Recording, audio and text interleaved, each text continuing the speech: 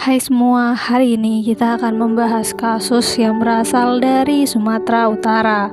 27 April 1997, Dusun Aman dibikin geger oleh seorang pemuda yang menemukan mayat perempuan tanpa busana di kebun tebu.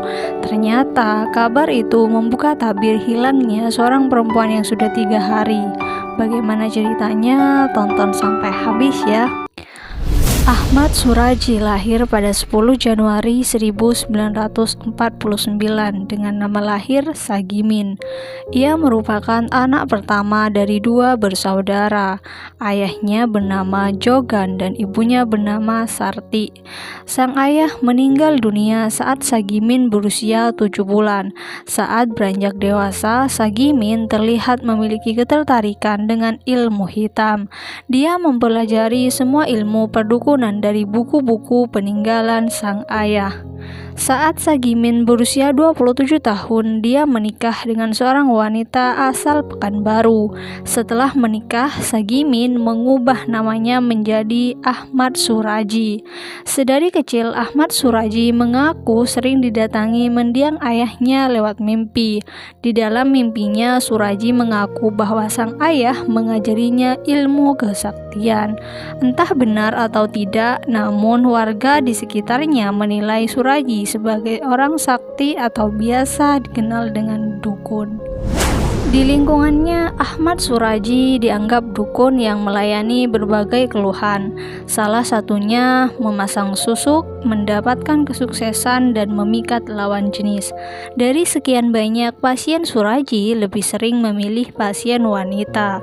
Usut punya usut, ternyata buku-buku peninggalan sang ayahnya yang menjadi medium atau menjadi jalan Suraji kecil mendalami ilmu klinik. Seiring berjalannya waktu, dia terus menyelami serta memperdalam ilmu tersebut.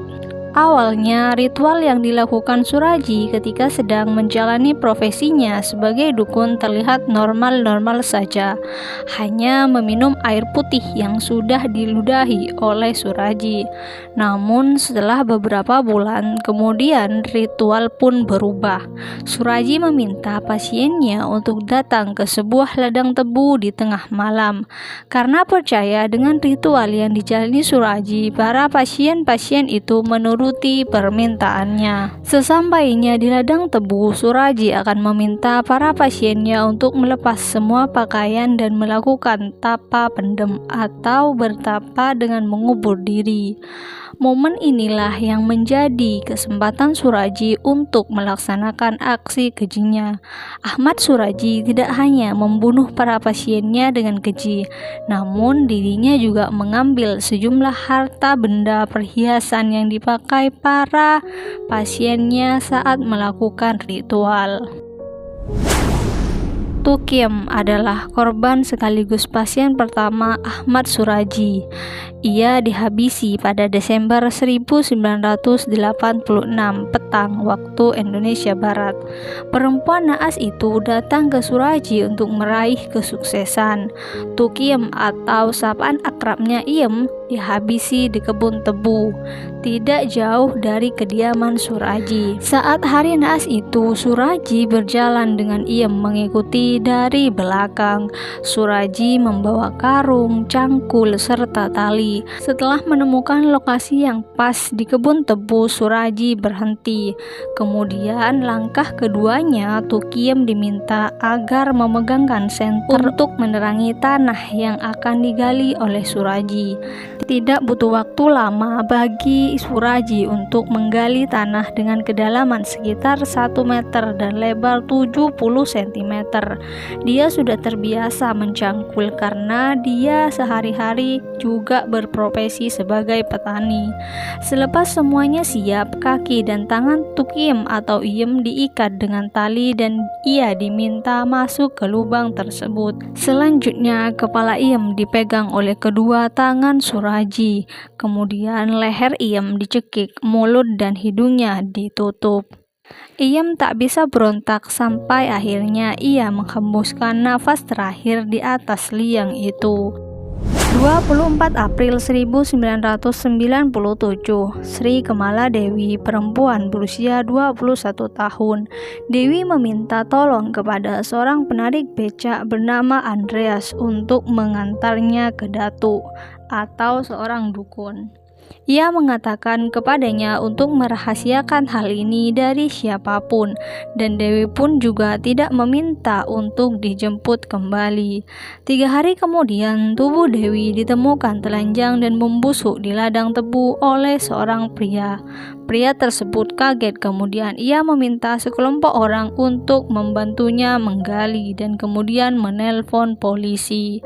Tak berselang lama, Polsek Sunggal pun datang dan menurunkan tim untuk menyelidiki kasus ini. Awalnya, polisi mencurigai Tumin, mantan suami Dewi, karena keduanya sering bertengkar, tapi polisi tak cukup banyak bukti.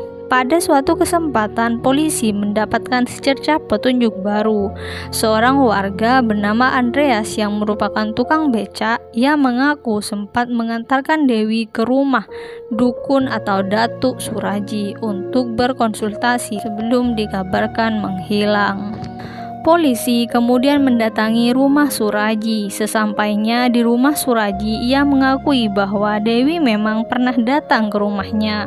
Namun selepas maghrib, Dewi pulang ke rumahnya sendiri. Karena tak cukup bukti, polisi menghentikan penyelidikan. Polisi mendalami sejumlah laporan orang hilang dalam beberapa tahun terakhir. Usut punya usut, ternyata dari sekian banyak orang yang dilaporkan hilang terdapat satu benang merah.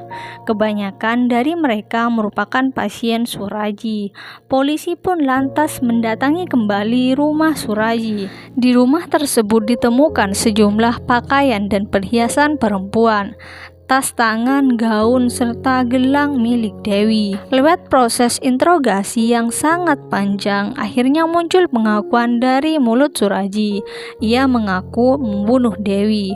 Polisi tidak berhenti di situ. Suraji terus didesak. Dari yang semula hanya mengaku membunuh Dewi, Suraji akhirnya mengaku telah membunuh 16 perempuan, hingga kemudian mengaku lagi telah membunuh 42 perempuan. Hal itu membuat polisi kaget dan terperangah. Pada tanggal 30 April 1997, Ahmad Suraji beserta istrinya ditangkap.